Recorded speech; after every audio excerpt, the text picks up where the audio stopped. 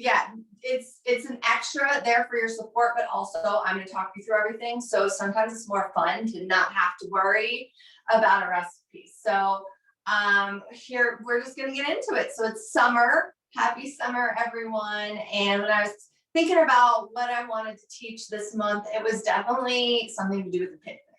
And so I just always associate summers with picnics, and also 4th of July is coming up, and that kind of is one of our first holidays without so many restrictions. Like, a lot of things are open now, people are getting out and doing things, but there's still, you might want some protection. Maybe you want to stay outside, you want to eat something outside, be with people, but have a little bit of social distance. So I think picnics are perfect.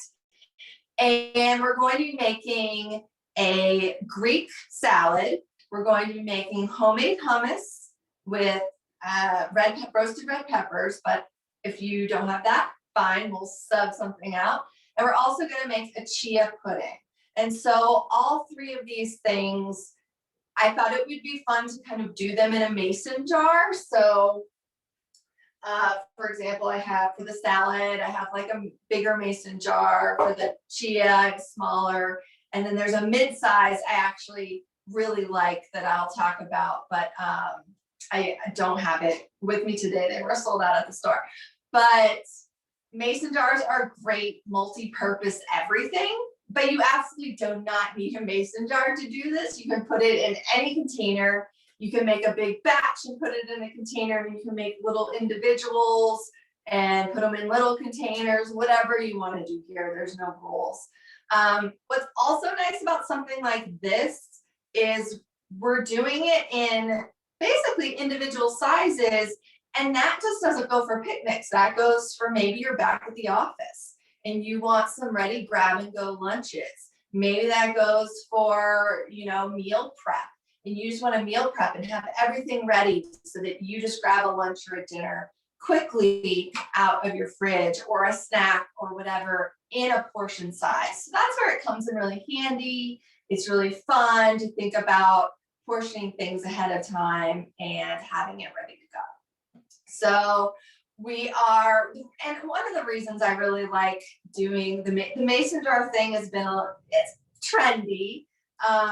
What I really like about it is it also makes it very beautiful. So we eat with our eyes first. And sometimes when we're busy, we can overlook how important it is to make our meals look beautiful. And so because this is just clear glass, it's like very kind of got the farmhouse rustic feel.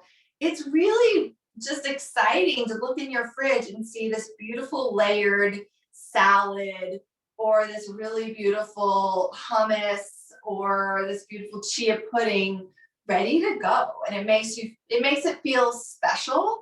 And that's why I really like making like a mason jar salad or something like that. Also, when you use glass, the downside is like it's easily breakable. So you do want to take care, especially if you're taking this on a picnic, that maybe you're cushioning this in some way. But the great thing about it is glass is super easy to clean. So I have both glass storage containers and I have plastic storage containers, and the plastic ones can be tough to clean.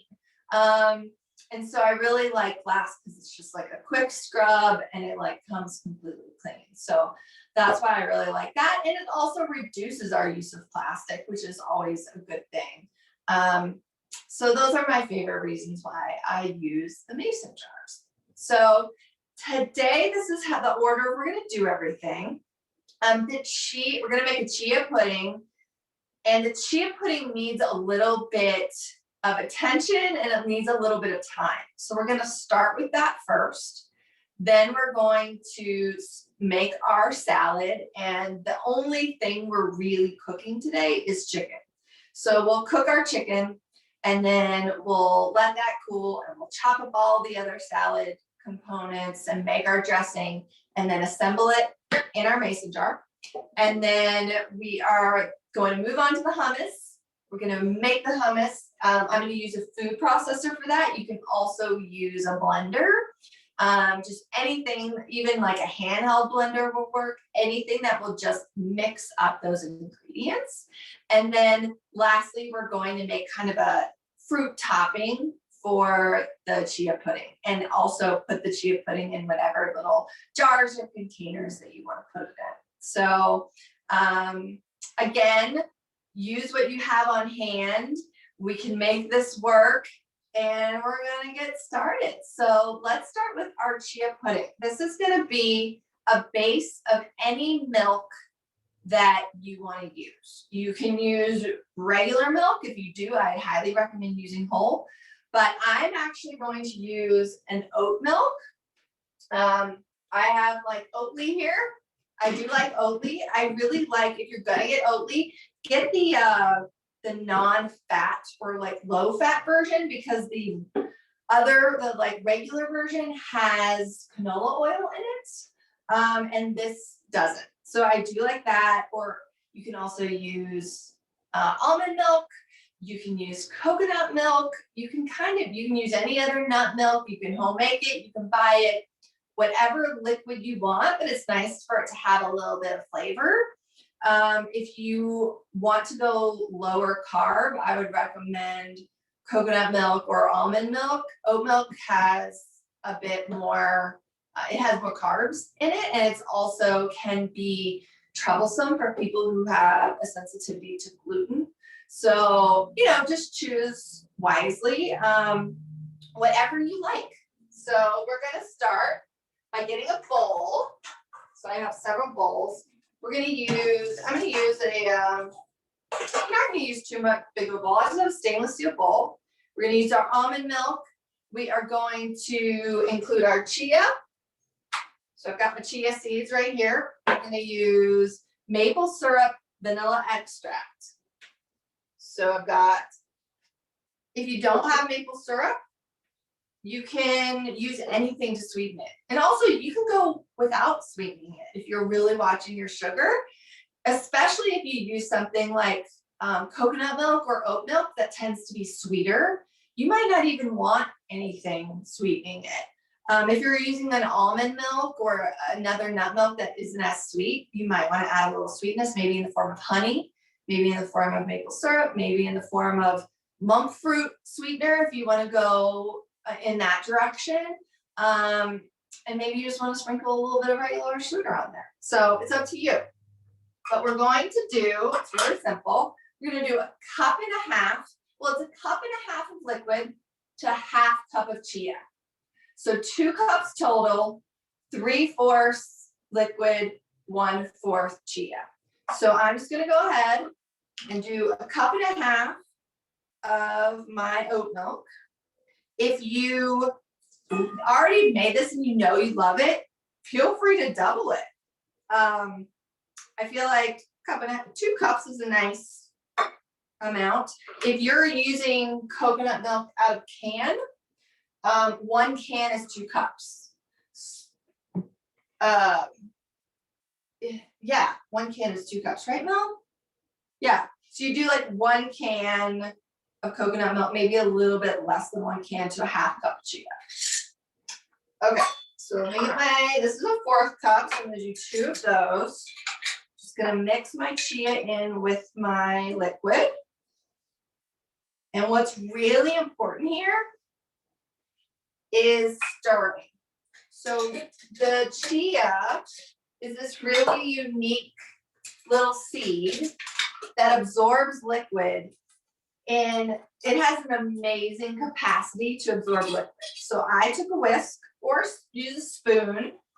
You're just gonna mix it up.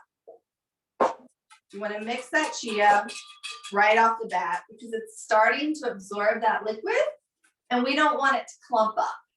So the stirring just kind of gets the absorption process happening without too much clumping.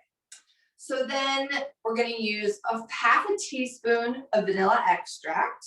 And I'm actually not going to measure. I'm just going to pour like a little drop in there. If you don't have vanilla, you can skip that. No big deal. And then I do like a little bit of sweetness in mine. So I have a maple syrup, and I In the recipe, it says 1 to 2 tablespoons. I'm actually just gonna pour like a little drizzle. I don't like a lot. I feel like oat milk's the oat milk I get sweet. They're on the sweeter side. So just a little dollop. I'm gonna put my ingredients back. And then you're just gonna mix. Just really lightly. There's no need to do a hard stir or anything. Okay, so once that's mixed, you've got your base. Now what we're gonna do is we're just gonna set this to the side because we're gonna periodically stir this while we do everything else, because this needs some attention. So I'm just gonna, if you can store it in your fridge, even better, because you can start the cooling process. Since I'm teaching you here, I'm just gonna keep it on my stove. And when I think about it, I'm just gonna tell you, hey, stir your chia pudding. It will just keep the absorption, it will keep it consistent. So like I said, it doesn't get too clumpy. Okay, so we're done with that initial chia. That's basically it for chia pudding, which makes it an awesome snack. So depending on what liquid you chose, let's say you chose some coconut milk, you've got really good fats in there. If you chose oat milk, you are having like a really good non-dairy milk. If you choose almond milk, great. But the chia is really high in omega-3s. And so in our diet today, a lot of times we don't get enough of those. And also chia is full of protein and that omega-3, which is a super healthy fat. So chia pudding is one of the best snacks and desserts we can have. And it's, as you can see, it's super easy to make. You basically just combine everything. Once we have it how we want it and we put it in our containers, then you can top it with whatever you want. Today I have some strawberries that I'm going to top it with. So you can also make it chocolate by adding some cocoa powder, which is delicious, or even raw cacao. There's all kinds of different flavors that you can use. Okay. Hey Brooke. Yes. Zareen is asking if there's an ingredient that you can substitute the chia. The chia is so unique that it really, the only other kind of thing that kind of gels up like that is flaxseed, but it's not going to be the same. Like the flaxseed isn't going to make a pudding that you're going to want to eat. The chia is kind of a standalone, like special little ingredient. So unfortunately, that's a hard no, unless Melly, you can think of anything. I was also sitting here going, I wonder what she's going to say, because I don't know of anything that you could substitute that would be edible that you would enjoy. Yeah, it's so unique. It's like a special little seed. So also what I've recently learned, which is really interesting about chia, is that it's really good for, it's good for all the time. It's really good for summer because it helps us stay hydrated. The way that the gel that forms around the seed is really hydrating to your body in a way that, and I don't know the science of it, but it helps your body hold on to that water. You know, sometimes when you're really thirsty and you drink a lot of water, sometimes you feel like it just goes straight through you. And the chia seeds, and this is the same for cucumber, because it's got that gel kind of in it, is that gel helps us stay hydrated. So it's really, really good for the summer months, especially when it's really hot and we need more hydration. So mine's already gelling up and I'm just like kind of watching it. So keep an eye on yours. Any other questions about the chia, the start of the chia pudding? Robin is wondering, how long can you store chia pudding in the fridge? I think it's good for a week. Unless you use, I mean, if you've homemade your nut milk, you want to make sure that that's fresh, and then you make the chia pudding with it, because that's good for 5 days, maybe 7. But you know, it lasts about a week, I'd say. It's good stuff. Okay. Any other questions? No. Okay, let's move on. The only thing, again, we're cooking today is our chicken. So this is going to be the protein that's going to go in our Greek salad. I had on my list, I had chicken breasts. So I have 2 chicken breasts, and I'm actually going to, so that they cook quickly and then I'm not chopping them later, I'm going to go ahead and chop them up. I have a cutting board that I use specifically for raw meat. It's my little white one here, and I'm going to just chop it into bite-sized pieces, whatever you would want in your salad. And you're going to want to make it kind of small because it's going to go into the mason jar. Yeah, some people like, you know, strips or something, but I'm going to do small little chops for this. Wash my hand really quickly. But I didn't. So a lot of times chicken breasts can be really dry, and you'll think like, why didn't she tell me to marinate this? The reason being, one, I want this to be super simple. So we're just gonna chop the chicken up, put some salt and pepper, maybe some dried oregano or any other spices you have that you want. But the reason being, when we're gonna assemble this in the mason jar, I'm gonna have everybody put the chicken in to the bottom where also the dressing will be. And so the dressing will kind of keep that chicken really moist, really flavorful. And then we're going to stack all the other ingredients on top. And so when you're ready to eat it, basically you can either just pour it into a bowl and stir it, or you can literally just shake it up. And it's going to distribute all of that deliciousness. And the chicken's going to be really flavorful at that point. So it's all about how you assemble the mason jar. And it is important because you don't want to put something that's going to get really like waterlogged at the bottom, and then you go to eat it and it's soggy. So again, there's no right or wrong way to cut this chicken. I'm just cutting it into, I was cutting it into strips, and now I'm just cutting the strips into little cubes. And just watch your fingers. If you are not one who wants to touch raw chicken, you can absolutely, you can bake this chicken whole and cut it, you know, bake each breast whole and then cut it up after it's cooked.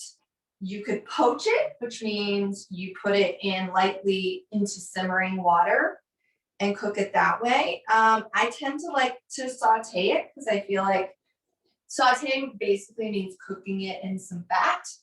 So today I'm probably going to cook mine in some ghee, which is a form of butter where they take out the milk solids, but you can use olive oil, you can use coconut oil, you can use whatever cooking fat that you normally like to use.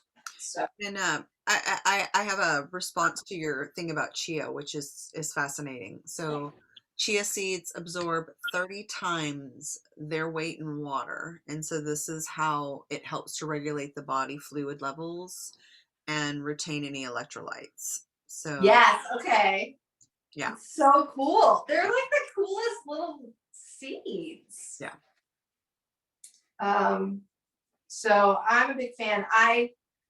Since moving to Reno, it's a high desert, so it's very dry.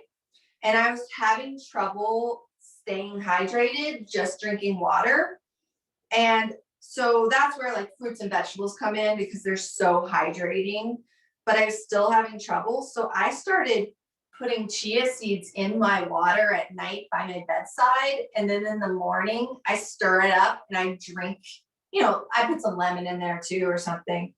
And I drink that first thing, and it's really helped me stay hydrated in this climate.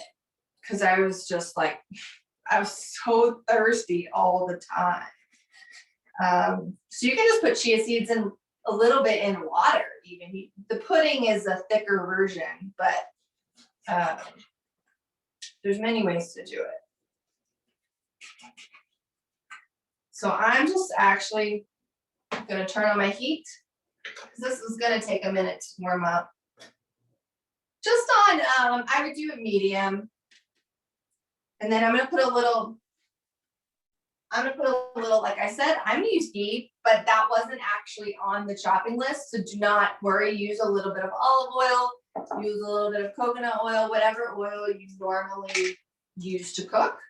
I'm gonna put a little in there. Hi, Brooke. Just a quick question. I was looking for something. I got distracted. How long did you say the chia seed stays in the fridge? So the chia pudding ultimately needs to be in there for about 4 hours to fully gel up. But you need to stir it periodically, especially the first hour or two, to make sure that those seeds are getting distributed. So that's why mine's just out right now, because I'm gonna kind of like check on it and stir it. But once you have it ready to go, it needs some time. It needs about half a day to be in there and fully gel up. Okay. And what I meant is longevity. Does it stay for a week, 2 weeks, 3 weeks? Oh, right. Usually a week. I like to eat it within a week. Thank you very much. Definitely. I mean, I don't like to keep most things more than 7 days in the fridge if it doesn't have meat in it. But that can change depending on trust your nose. If you look at something, smell something, if it's been more than that, it could very well be perfectly fine. You just need to kind of assess using your senses. But the general rule is something that doesn't have meat is good for a week in the fridge. Meat is less, usually it's 3 or 4 days. Okay, so I've got my chicken. This is warming up. And it's really simple. I'm just gonna saute it, and I'm actually gonna put a little bit of salt on it right now. A little salt, probably a little bit of pepper. I'm gonna also put a little bit of dried oregano. And let me wash my hands really quick, because gotta wash your hands when you're dealing with raw chicken. Wash all surfaces. Wash the knife, wash the everything. Okay. So then I'm gonna use a little, actually I don't have any more pepper right now, so I'm gonna skip the pepper, but I do have some dried oregano. I'm just gonna add that for a little bit of flavor. You can do this in the pan too. Mine's just still warming up. Whatever you want to do to flavor it. It's gonna be a pretty simple, like just some good protein. But I feel like this isn't the star of the salad. I'm gonna spread it out, let it cook, put maybe a little bit more salt on it.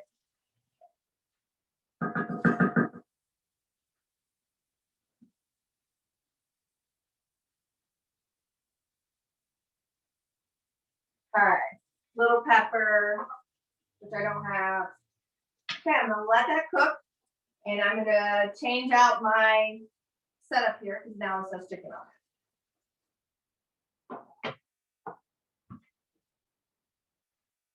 Okay. Nice. So how's everyone doing with the chicken? Everybody, that's just gonna keep going. While that's going, we might as well start prepping other stuff. In the meantime, give your chia pudding a little stir.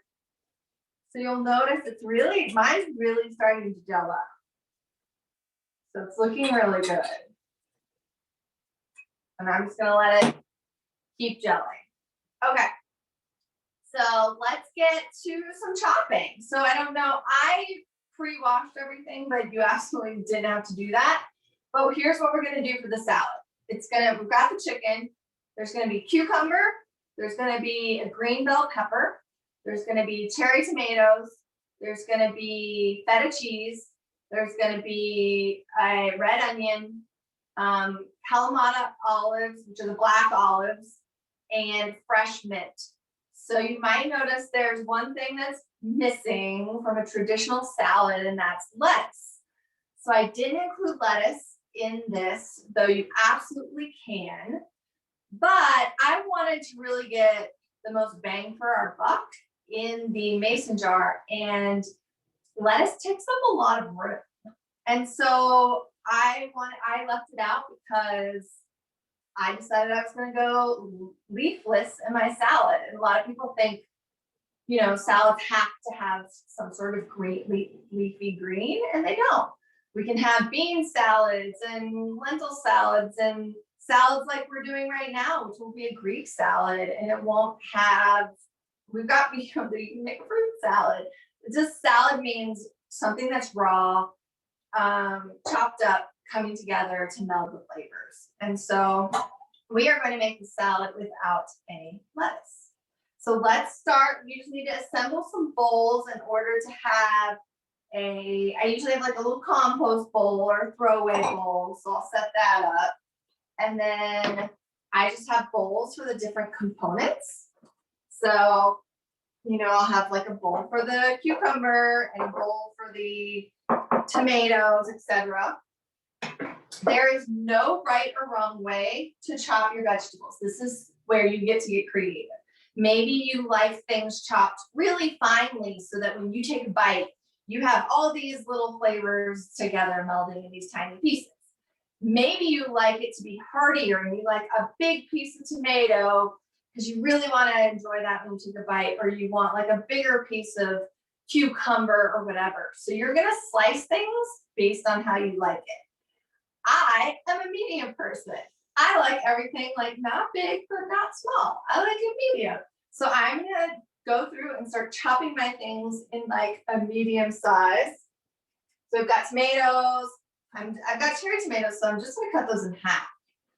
I've got a cucumber. I'm going to take off actually the skin. The skin's optional. The skin's actually a little bit bitter. You're welcome to keep it on. I'm going to take it off. I'm going to cut it in the middle. I'm going to take out kind of the seeds in the middle and then chop it up. So that's what I'm going to do with that. And then we've got our green pepper. Gonna chop that up. And I got our onion. And so I'm going to slice this very finely. I'm not going to use the whole thing. I'm just going to use part of it. If you don't really like the strong flavor of a red onion, you can leave onion out altogether, or a milder version would be use spring onions. So you can use like the green tops or the white ends of a spring onion, which would also be delicious in this. And then lastly, I have a handful of fresh mint. So this mint I'm going to use generously because I really like mint in my Greek salads. I'm also going to save a little bit for my chia pudding because I'm going to have the berries and I want to put a little bit of the fresh mint on there as well. So save a little bit of that if you have it. So let's get chopping. I'm just going to cut up this green bell pepper. I really think this adds a nice flavor to Greek salad. So it's not always used. Here's my little compost. Again, you chop it however you want to chop it. I'm just kind of cutting it. I'm going to cut out this middle. I don't want to use that. But I want to use as much of the pepper as I can. Now, say you're making a small amount of this. Say you're making just a little bit for yourself for a couple meals. You might want to do half of all this. You might want to do half a green bell pepper. You might want to do half of a cucumber. And you can really do this however you want to do this. But this is a little bit of the tedious part about making salads. You got to chop everything. And sometimes I think, oh, I want to take a shortcut and I want to buy something that's pre-chopped, but they often don't chop it well. So even the pre-chopped stuff, sometimes you still have to do some chopping so that it works for your recipe. And all the while, keep an eye on that chicken. I'm going to give mine a stir. It's kind of sticking together a little bit. It's also nice to, if your chicken gets a little bit browned, that's even better. That's going to add to the flavor. You might want a little bit of a higher heat for that, but I am just keeping it on the medium heat for myself because I don't mind if it's not browned for this. Okay. Really, this is just adding really good protein to our salad. Hey, Brooke. Yes. So Zareen she was super excited to find that you could do a tapioca and chia combo, and yes, you can. Tapioca puddings, you know, I grew up on some tapioca pudding. From a health perspective, tapioca has a lot of starch. So people that are dealing with A1C, diabetes, and autoimmune, chia is a healthier and more micronutrient rich seed. But you can absolutely do the two. And if you just love tapioca, but you are trying to reduce the intake of the starch, then of course doing like a half and half mixture is also a great alternative. Well, that I didn't know that, but that does make sense. Thank you for sharing that. I love tapioca. I do too. And that would be a really interesting half and half. That could be a cool experiment to try that out. Yeah. No, and most of us probably did grow up on rice puddings and tapioca puddings. So as someone that genetically I'm disposed to diabetes, and so as I watch my A1C, certain things that I have to factor in are starches and carbohydrates. So chia kind of eliminates that concern. And it's so rich with omega-3s and magnesium. But yeah, thank you, Zareen, for bringing that up, because that's a really great topic and it's a good information for everybody to have, just the difference in grains and seeds. Yeah. Tapioca, it's the higher carb option, but very delicious. I've had some very good, I don't know if anyone lives in Berkeley, but Three Stone Hearth, which is kind of like this cool community kitchen that you can order these very like homemade soups and stews and food from. They make a tapioca pudding that is just, it's so good. I've never been able to recreate it. It is absolutely divine. I've had it before. Okay, yeah. Once you've had that tapioca, it's just like nothing. It's like the best one. And I think, you know, what would be interesting is to start to really think about, they put orange zest. It was either orange zest or orange extract or something in their tapioca. And that could be an interesting chia flavor too, is to add a zest of an orange or a little bit of orange juice. I mean, you can do all kinds of flavor stuff with chia pudding because it's just like plain. And chia does have a flavor, but it's not very strong. So you can really flavor it with all kinds of stuff. I don't know, has anyone made chia pudding before, and do they have a favorite? I'm just curious. I am full fat coconut milk kind of girl. Cacao. I also like to do vanilla. I love vanilla bean, so I love to use fresh vanilla bean in mine. Oh yeah, vanilla bean. Yeah, you don't even have to use the extract. Fresh vanilla bean would be better. I'm gonna chop up a few more of these and then not use the rest. There we go. My chicken's looking good. Still going. I don't have it on high heat, so it's like taking longer, but we have time. I'm gonna make sure we get to everything. Okay, so how everyone's just hopefully chopping away at home. It's not quite yet tomato season, but once it hits full tomato season, get a good tomato for the salad. It's gonna change everything. Okay, so I'm probably gonna cut, this is a really big cucumber. I'm gonna cut like half of it. And I'm gonna actually take off the skin with a peeler. You don't have to do this. It doesn't have to be perfect either. Just kind of what I've been doing. You might even like get artistic and leave leave stripes or something, which can be fun. This is gonna go in my compost. Also, you can, I really like cucumber water. So like this little end that I'm cutting off, I'm not gonna use it, but throw that in some water. It's gonna flavor your water. It's gonna be delicious. And like I said, and then we found on the internet, the same kind of gel that's in the chia is also in the seeds. So you can also leave this. You don't have to take it out. I'm just in the habit of taking it out because it gets more watery. And while this is like hanging out in the fridge, I want less water. But feel free to leave the seeds if you want kind of more hydration. It is not a necessary thing. And I'm just taking a spoon and I'm just kind of like roughly taking those out in that way. But the spoon's actually kind of a little too big for this, but okay. And then I'm just gonna cut mine in strips. And then I'm gonna chop it up into little cubes, little squares. Because again, I like the cucumber to actually be on the smaller side for my salads. Okay, so I'm gonna just chop it up. Watch where your fingers are. I'm gonna put this in this bowl. And I think my chicken's very close to being done. You want to give your chia pudding a little stir. Check on that. Please do.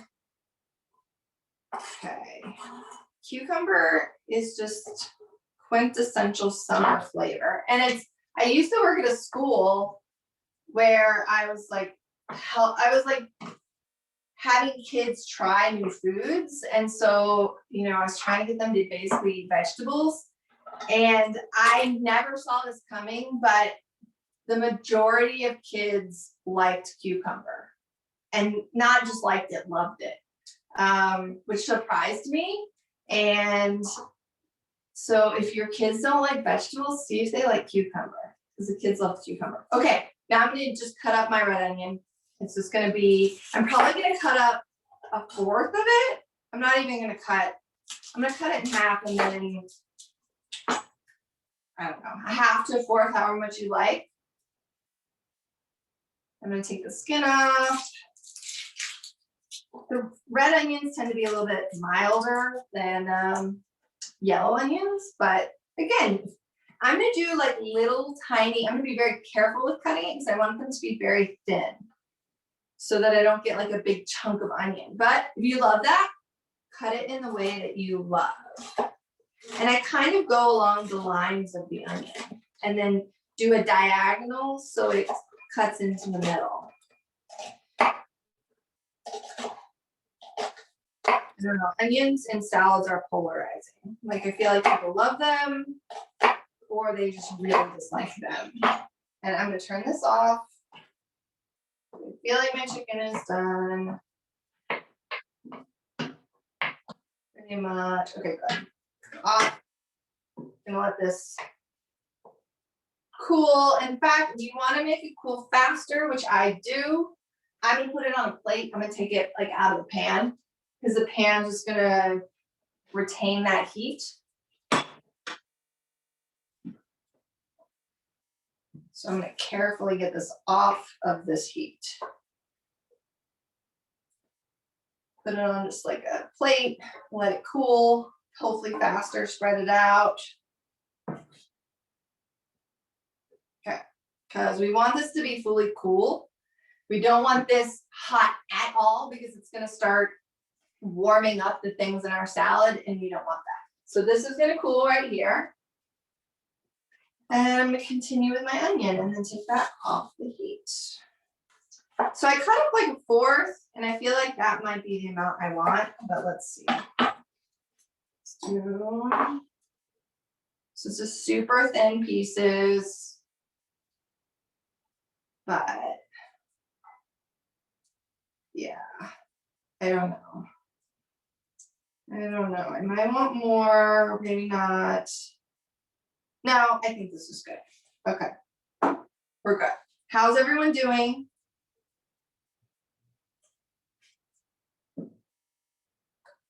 doing okay, not doing okay. Okay, so we've got a cucumber, chicken, our green bell, our cherry tomatoes, our onion. Now we need to cut up the mint and our olives and then break apart our feta and we'll have our salad. So I am going to, what I'm going to do first, I just chopped an onion on here.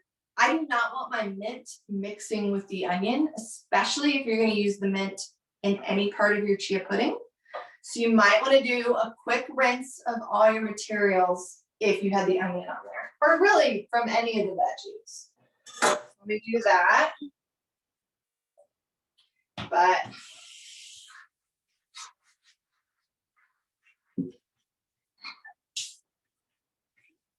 okay, quick rinse one. It's fine if it's a little damp. I might just do a quick rinse. Okay, I've got my towel. Just a little wipe. Okay. Okay, so mint is when you want just adding mint, just fresh mint. Mint's so easy to grow yourself. It actually can end up taking over your whole garden. So you want to make sure the mint is contained, maybe in a pot or something, or in its own space. But it's really good for your digestion.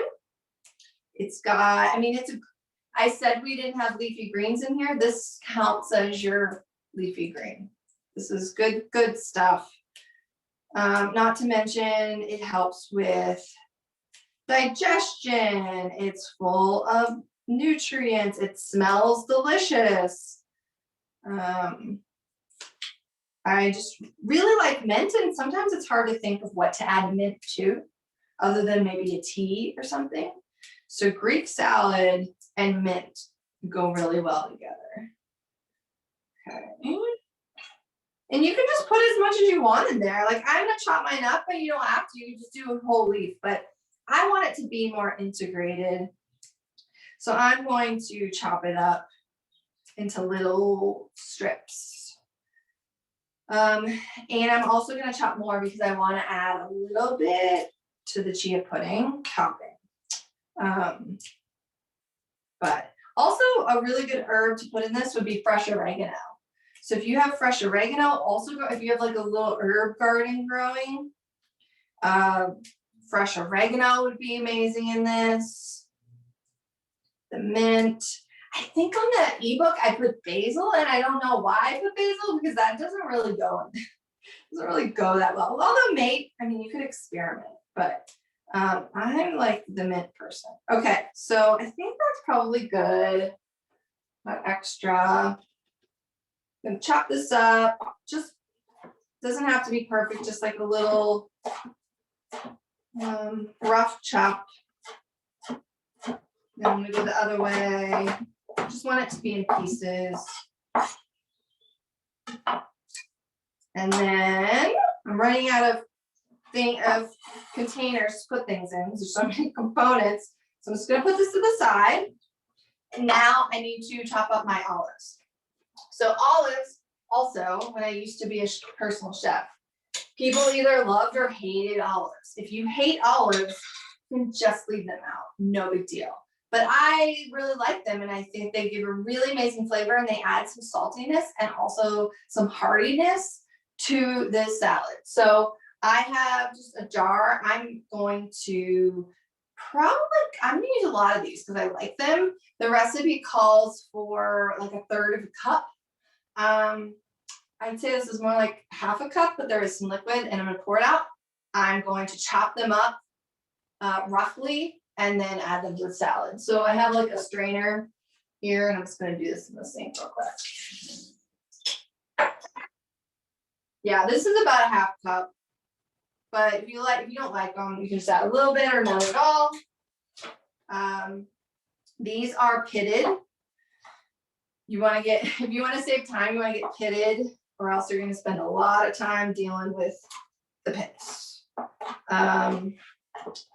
And if you're really wanting to be careful and like thinly slice, you absolutely can, but I'm just doing like the rough chop because I don't want to hold each one and necessarily cut it up. Also, This is a thing, if you want to make them really small, because you don't want a big piece of olive, take a little bit more time to chop it.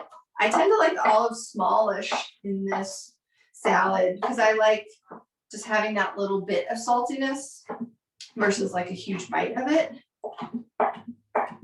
Okay. Okay, so we've got that. We've got all our components. The only thing we need is our feta. So feta is really the star of the show. You can get pre-crumbled feta. I really like getting feta in the block because I feel like it stays fresher longer. And then I crumble it myself. You can either chop it up if you like it in little cubes, or I just like to take my hands and just crumble it. So I had already opened this. It's still in the liquid. It's just a block of feta. What's also great about feta is it's usually sheep milk or goat milk or combo. Not always, but most of the time. And a lot of people who have trouble with dairy, they have an easier time sometimes with like a sheep or a goat dairy versus a cow dairy. So that could be something to experiment with if you have trouble with regular like cow's milk cheese. You could try feta. Okay, so let's, I think we're ready. Oh, we got to do our dressing and then we'll be ready. Okay, so I'm gonna make a dressing. I'm gonna make it in this little container. This would be great for a mason jar. The size mason jar I like to make, actually I have a dressing in it, hold on. That's why I couldn't find it. I have this little, it's like an 8-ounce mason jar. And this would be perfect for a bigger chia pudding. This would be perfect for the hummus. And this is perfect for making dressing. There's already dressing in here, so I'm not doing it in this today, but we're gonna do it in here. But any container that has a lid that you can just like shake is ideal. I'm actually gonna chop up a little bit of garlic for this. So the dressing is gonna be olive oil, red wine vinegar, and or any vinegar you want. You can use white wine vinegar, you can use white vinegar, you can use apple cider vinegar, but traditionally red wine vinegar is more along the lines of the Greek salad. And for my dressing, I just want to have like half of a clove of garlic in mine. Fresh garlic has a lot of medicinal properties. It's very, very good for you. And so I love how this is going to be raw in this without being overwhelming. And also, if you really like garlic, you might want a whole clove. We're also going to use raw garlic in the hummus. So don't put the garlic away yet. Okay, so I'm just going to like roughly, I'm going to wash this real quick. Then I'm going to roughly chop my garlic and then put everything together. Actually, I'm not going to roughly chop it, I'm going to finely chop it. Because you don't want a big piece of garlic in your dressing that you're ended up like biting down on. That would not be good. Okay, just like a quick, just a little, if you don't want to chop garlic, use some garlic powder. That works too. It doesn't quite have the same health benefits, but it's still going to add that garlic flavor. So I'm going to add this to my container that I'm going to shake up. I'm going to add some vinegar. So the amount, the way I do it is 3/4 oil to 1/4 vinegar. Some people do 2/3 to 1/3. For this, I'm doing 1/2 cup of olive oil and 2 tablespoons of red wine vinegar. And then I have the garlic, and then I'm gonna add a little bit of dried oregano. I'm gonna add like 1/2 teaspoon of Dijon mustard, a pinch of salt, and then we're gonna shake it up. Oh, and honey, if you want it sweet. I can't believe I forgot that. Let me grab my honey. You're gonna want, I like it a little bit sweet. So we're gonna add a little bit of honey. Okay, so my red wine vinegar I have, I'm gonna eyeball it, but if you're a measure person, it's about 2 tablespoons.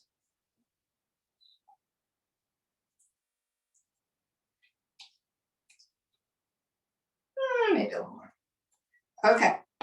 It's always good to have some leftover salad dressing. Always. Okay, now I'm gonna add a little bit of dried oregano.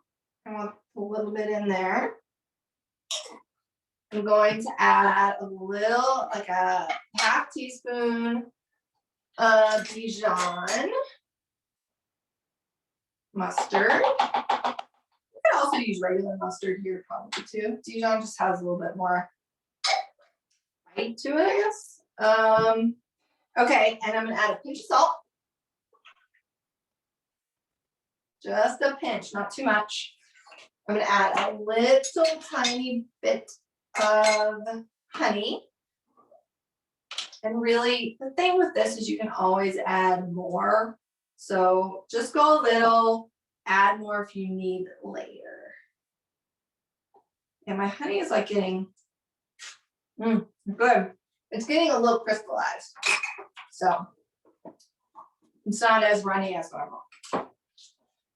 But it's good. Okay. Now I'm gonna stir this up really quick. I want this to get a little bit mixed. Especially that honey, which is sticking to the thing. Okay. Now the olive oil. So you can either drizzle it in slowly and whisk it as you go, but I'm gonna do it the lazy way and just about a half cup.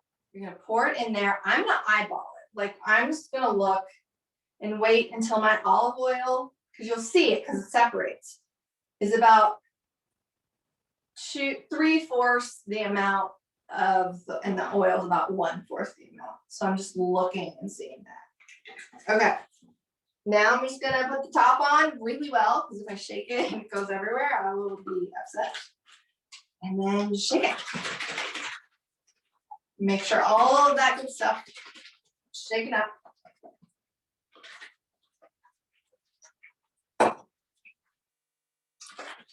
I feel like I need like a huge cooking show countertop. I'm working on that little thing on my like phone on Zoom, and I feel like it might be hard to see me do stuff. Okay, so now all you have to do is taste test it. How is it tasting? I'm the only one who's gonna be eating this, so I'm just gonna dip my finger in, but if you know you're sharing this with people, just get a little spoon or something. That's really good. I feel like that could use like even a touch more vinegar for mine, but see for yourself what you think. Do you need more honey? Do you need a little bit more garlic, or even like garlic powder? Just taste test it and see what you think.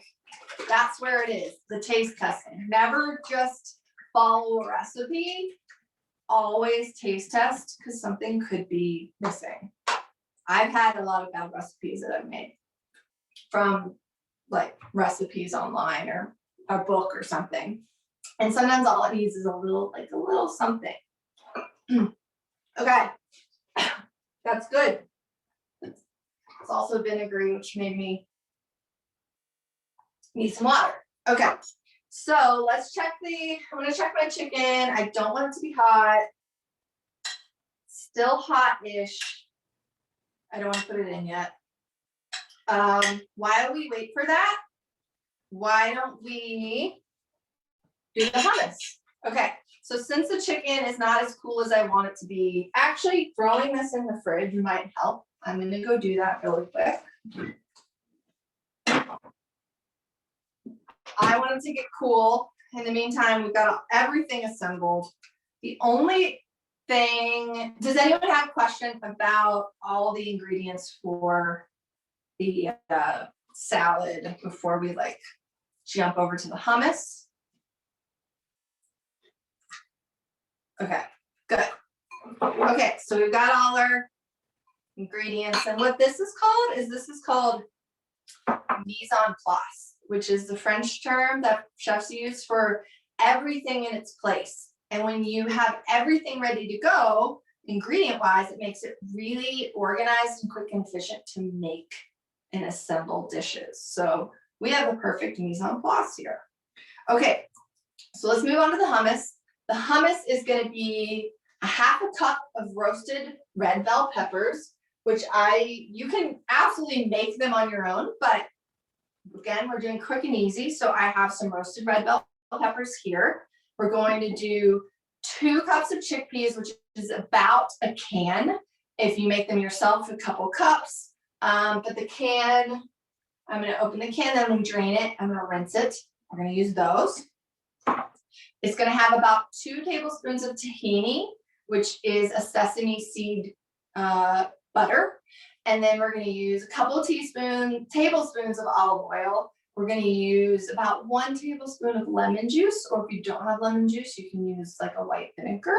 And then clove or 2 of garlic, depending how garlicky you like it, and then just a pinch of salt. And we're going to put all of that in our food processor and let it do all the work.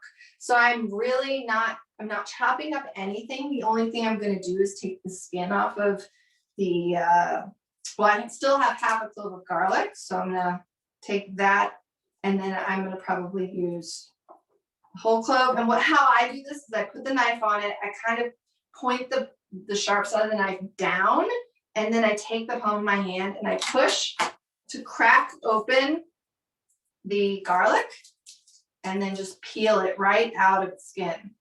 So it looks like this. So I'm gonna start with 1 and might add the other half if I want later, but let's just go ahead and let's start putting all those ingredients into this blender. So we've got our food processor. So I've got my garlic. I'm gonna open this guy. I'm gonna take out, again, it's just me, so I'm using my fingers. If you're cooking for other people, you might want to like use a fork. About a half a cup of roasted red peppers. You can use more if you love them. You can leave them out if you don't. It just adds, actually, I think I'm gonna do this. It's gonna add just a really nice flavor, something different from a regular hummus that you get at the store, although they do have roasted red pepper hummus.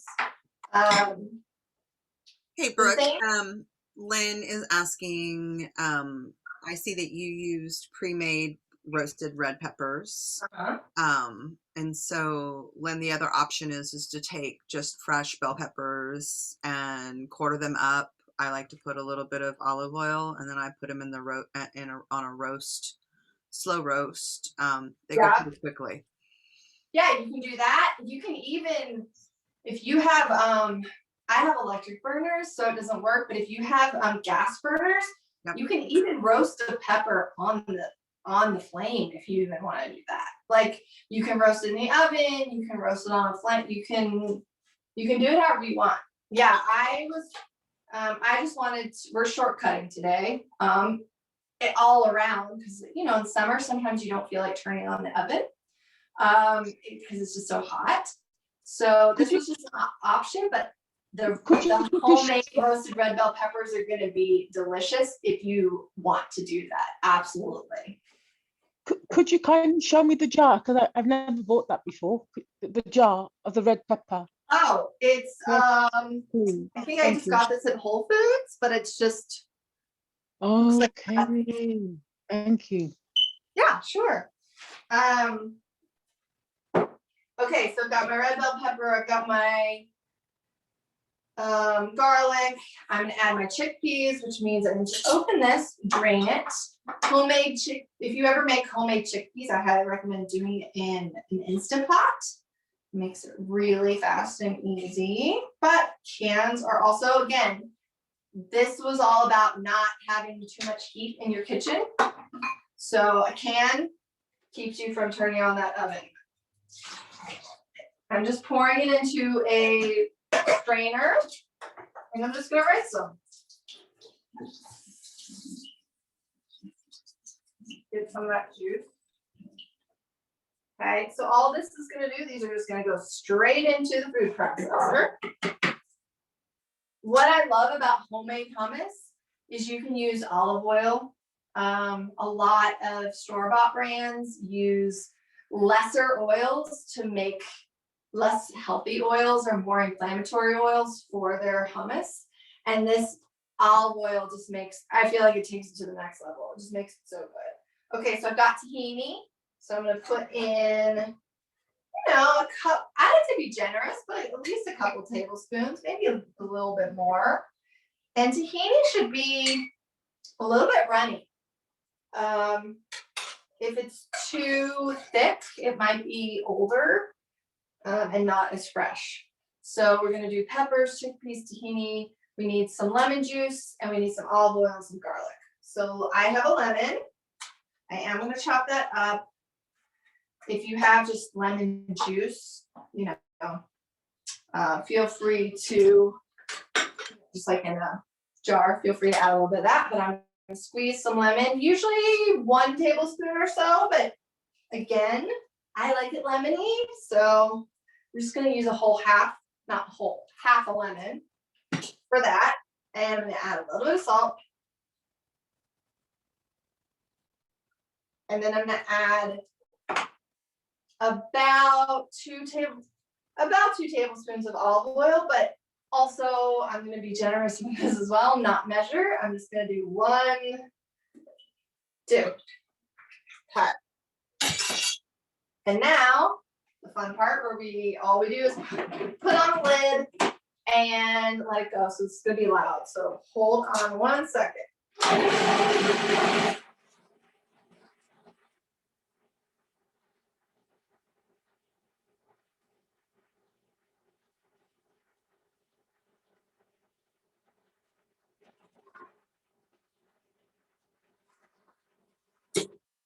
And so I'm gonna stop it because you guys don't want to watch my food processor go, but if you want to make it really creamy, you can really leave it to run for a minute or 2 or even 3, and it will make it super creamy. I included a lot of red bell pepper, which is making this pink, but I really wanted that flavor. So now the thing is, of course, we try it.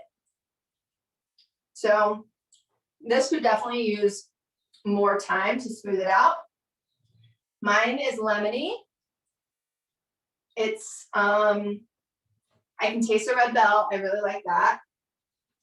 I think I'm tasting it and it tastes a little not exciting. So that makes me think I either need a little bit more salt and I need a little bit more fat. And so the fat is either the tahini or the olive oil. I'm not a huge tahini person. I'm gonna add olive oil to mine, but a little bit of tahini, a little bit of olive oil, or both will kick up that fat. And then I'm gonna add a little bit of salt because I think that it needs a little bit of salt. A little bit of salt, a little bit of olive oil. Blend it up and see if that worked.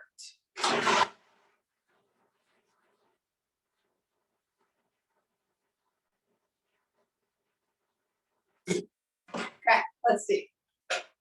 Taste test, test.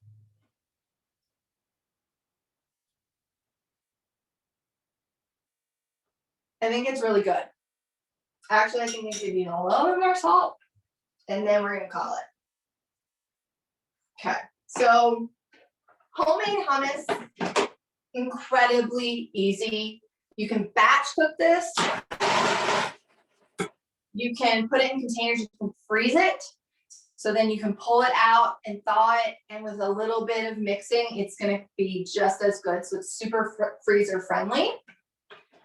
And so good for you. It's the perfect snack. It's got protein, fat, complex carbs. It's got everything.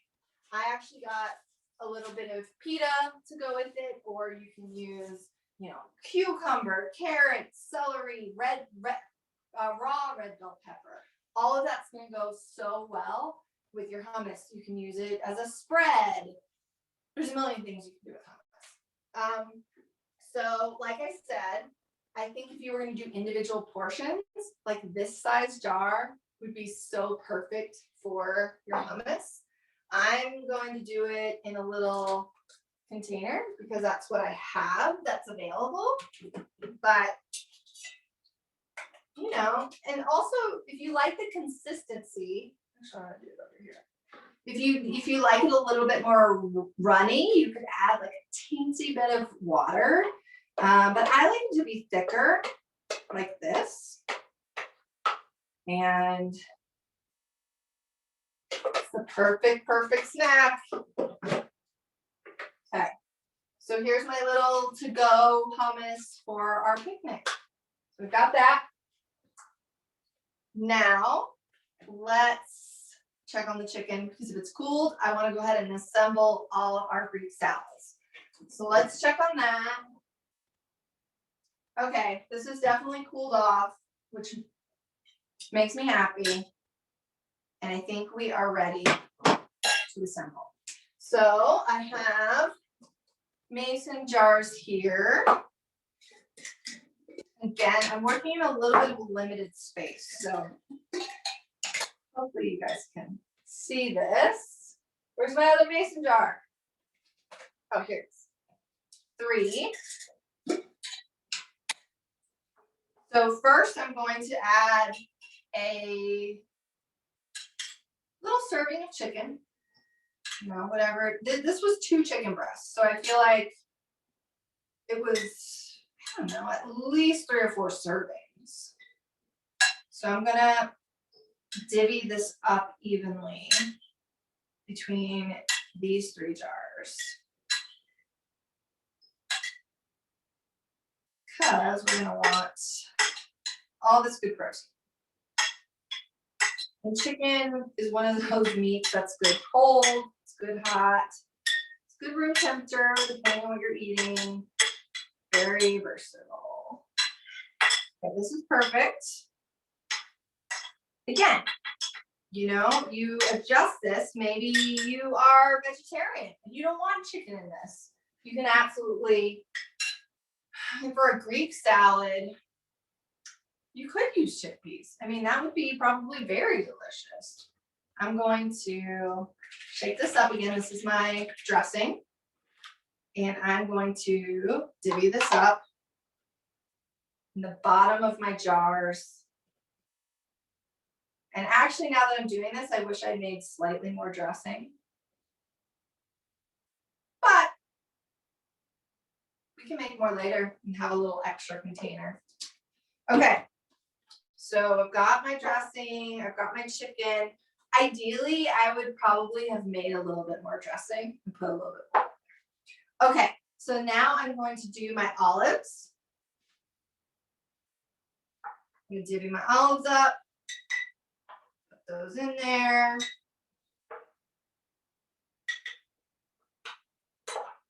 You know what? I'm gonna do one without olives. Got my olives, and I don't want to get that on my knife. And if you are a person who likes salad with, or Greek salad with like some romaine lettuce, you can absolutely add lettuce. You're just gonna add it to the very top. Okay, now we're going to do tomatoes. Got some tomatoes going.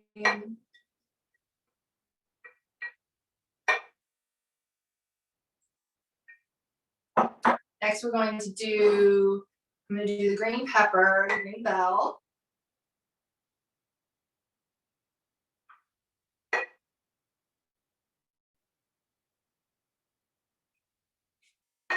It gets a little messy, but bell peppers are full, surprisingly, of vitamin C. So when they're raw like this, you're getting really good vitamin C. Okay, now we're going to do some cucumber. Ooh, lost one.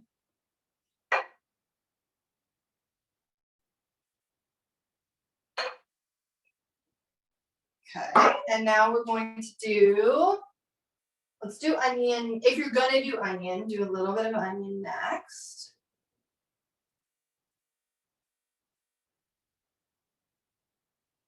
I do like onion. And then we're going to do our feta. So again, I like to just use my hands and break it up. So that is what I'm going to do. Okay. It's kind of fun to do because it's like big block. So you just break it up from the liquid. And just, you know, break it up into manageable pieces and then just like crumble it in there. Be generous with the feta. It's gonna really add such a good flavor. it's adding, in addition to our salad dressing, the feta is adding healthy fat, and the fat is the vehicle for flavor. So always remember, if something isn't really tasting very good, a lot of times it needs either fat, it needs acid, so that would be like vinegar or lemon or lime, something acidic, or it needs salt. So you can, as you cook, you can experiment with adding those things to dishes that just, it's good, but it's not great. And a lot of times if you add a little bit of both of those things, it makes it go from like okay to great. And if you don't like feta, you can substitute a different cheese in here. Usually Greek salad doesn't really have nuts in it, but I think that pine nuts could be a really nice addition to this. Okay, so these are very cheesy. Rinse my hands.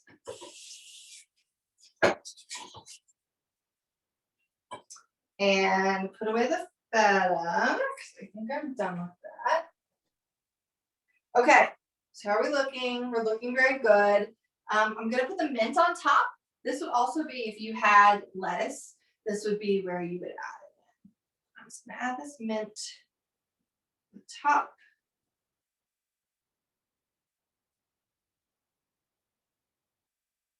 So, and actually I have a little bit of lettuce in the fridge. I'm gonna add some to one of these so you can see what that looks like. And you can see what it's like. Oh, and you know what else I have that I got at the store? I got some microgreens. So microgreens could be excellent in here as well. I need to wash those, so I'm not gonna add them. And I got this out, and it doesn't actually have what I want in it. This is what I want. So these are my food storage container, my veggie containers that I invested in. And I'm so glad I did because they really help keep things fresh. So if I were gonna add a little bit. Yes, sorry to interrupt, but what is micrograin? What is that? Is that rice? Right, that's a great question. So microgreens, I mean, I bought these, but you can also grow them yourself. Microgreens are the beginning sprouts of any kind of vegetable. So these are broccoli shoots. Here, I'll show you what they look like. But they're the little very beginnings of broccoli. And so microgreens often have a ton of nutrition in them because they're brand new. They're just sprouted. And so they're really nice to add to salads and different things. You don't want to cook them. You definitely want those guys to be raw, but wash them well because sometimes they can have, you know, bacteria on them. Okay, so here we go. We have 2 salads and a little bit of lettuce, but for the most part, let's look. My completed salads. Ooh, lovely. 1, 2. So, you know, not too bad, and they're beautiful and they're ready to go, and you can just put these in the fridge. So we've got our mason jar salads completed, and we have our hummus completed right there. And now we just have to finish off our chia pudding, and then we'll be ready to go. Okay, got some stuff. Always have towels handy. I'm gonna need towels. Okay. And I'm also going to have to do a quick rinse of my station because I'm going to be chopping up some strawberries. In the meantime, grab your chia pudding. We're going to put it in the containers that we want to have it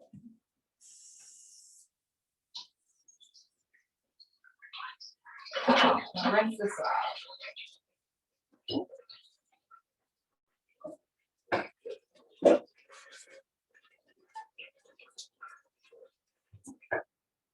Okay.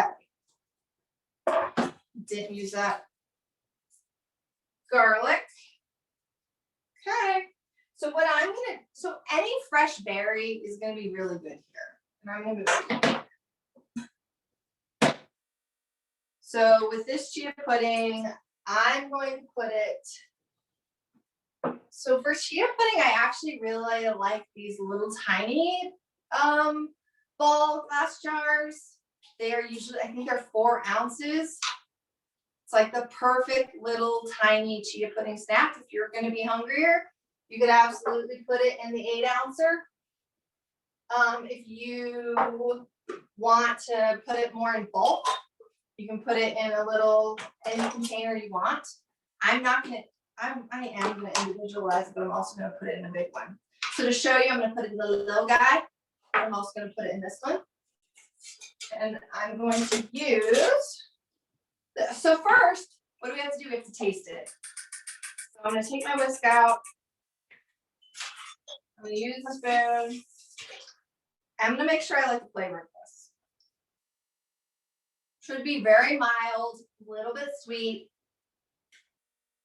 The chia should be gelled. I think it's really good. I'm gonna go ahead, yours should be gelling well. Put it in the container that you want it to be in. And leave room for a little bit of toppings. So we're gonna put some fresh fruit on here. So I'm gonna leave a little bit of room, but I've got my little 4-ounce jar of my chia and put a little strawberry topping on there. And then you can also put this in bulk. So I'm just gonna put the rest into storage because maybe I'm not going on a picnic and maybe I just want to have some of this to eat throughout the week as a really healthy snack. Okay. So we've got 2 options, like the bulk option and the little individual option. And I'm gonna do strawberries. So I washed some strawberries. It is absolutely strawberry season.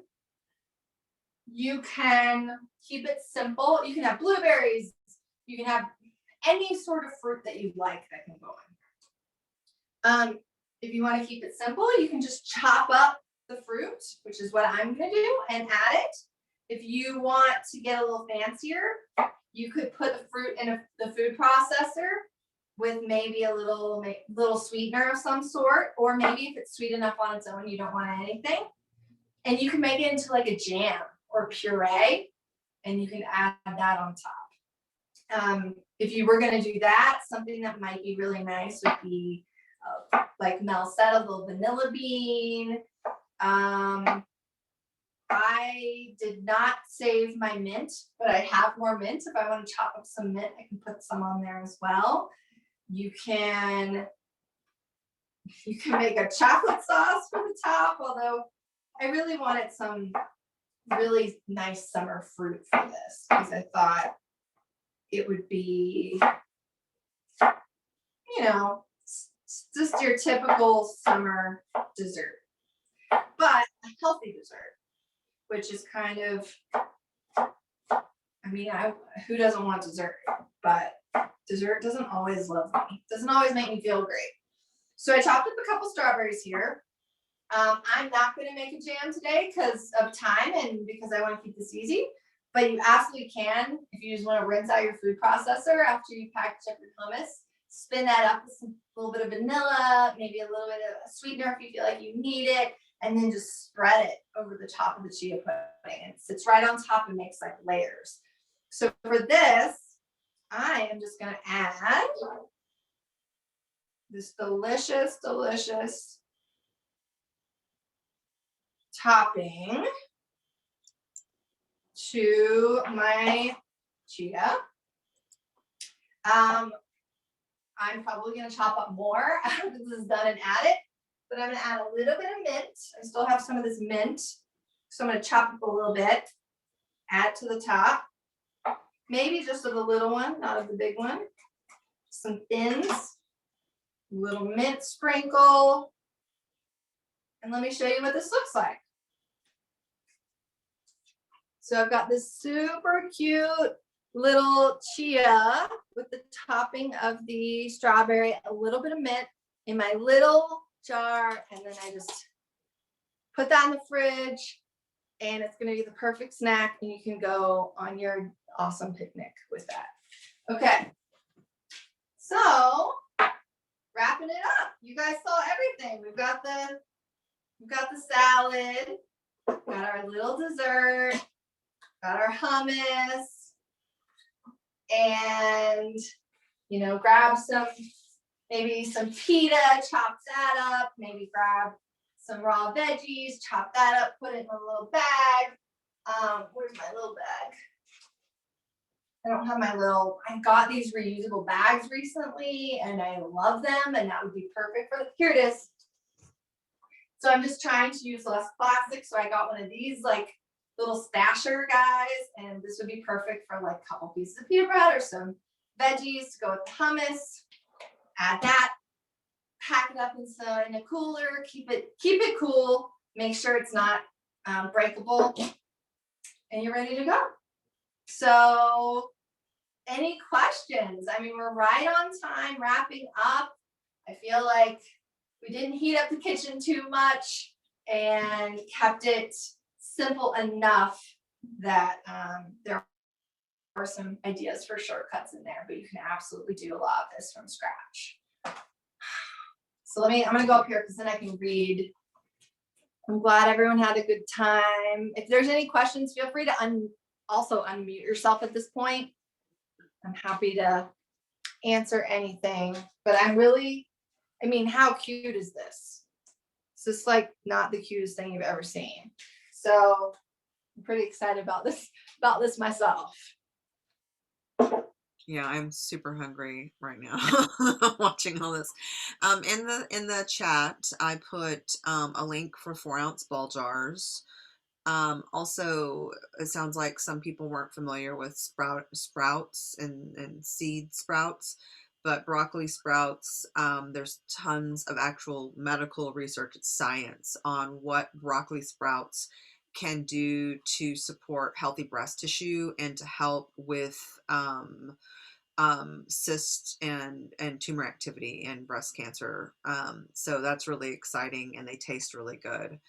The last thing is I'd like to remind everyone that we are a nonprofit. If you benefited from this in any way and you have the means to donate any level, 100% of whatever's donated, whether it's $5, $3, $500, goes right back into programming so we can continue to host programs like this. But another way to support us is through Amazon Smile. And that has been great. A lot of community members have been signing up. There's a link that I put in the chat. It's very easy. You pick Banyan as your choice of nonprofit. And so when you make purchases, you'll see, like if you purchase something, you'll see you just donated to Banyan Tree Women's Collective. And at the end of the year, they give us a check, which is fantastic. It all counts. And then Brooke has we have a really exciting program coming in September with Brooke. So make sure that you sign up for updates. Make sure that you're opening your emails. We don't send a lot, but when we do, it's meaningful. And then our last class of the month is next Wednesday night at 6 o'clock, and it is with one of the lead faculty of the Culinary Institute of America. As she's an author, and she also has founded a cannabis school in Denver. She is going to come to demyth and debunk the different cannabis strains specific to women's healthcare and specific disease and conditions. So that'll be really exciting, just to kind of clear up some of the muck, because there's just a lot of uncertainty with people when they're trying to address disease with the proper strains. So I hope that you guys will sign up for that. And then Brooke, it was a pleasure to have you back, and we always learn a lot. So thank you so much. And everybody tell Brooke congratulations. She recently got married. So yay. Thank you, everyone. Thank you, everyone. I will post this class up next week. So if you want to review it, I will have it up on Monday. That's on my to-do list. So if you want to go back through it, you will receive your ebook. If you did not receive it today in the chat, you will receive it probably in about 30 minutes, I think. My assistant usually sets them up for 30 minutes after the class. If you don't receive it, shoot me a message and I'll make sure you get it. Great. Thank you so much, everyone. I had so much fun. I hope you did too. And hope you have a great weekend. Yes, everyone, Oh, take care. Yep. Yeah. just want to quickly say, because I was trying to type, I wasn't quick enough. Where is the recording? Where would we go to locate it? It'll be on our Banyan Tree YouTube. So Oh, okay. if you search Banyan Tree Women's Collective, we have a YouTube channel where we have tons of classes that are up. And actually Monday, I'm going to put a lot of different classes up because we have a few practitioners taking a break for July and August, specifically with yoga for bone health and our Pilates classes. So you can go there and visit different classes. And of course, if you have questions, just email info@banyanwomen.org and we will get back to you. If you want to work with Brooke one-on-one, private practice, her information will also be in the email so you can reach out to her direct. Oh, okay. Thank you. You're welcome. Thank you guys for joining. Have a great weekend. Thank you. Bye. Bye, everybody. Bye. Bye, everyone. Bye-bye.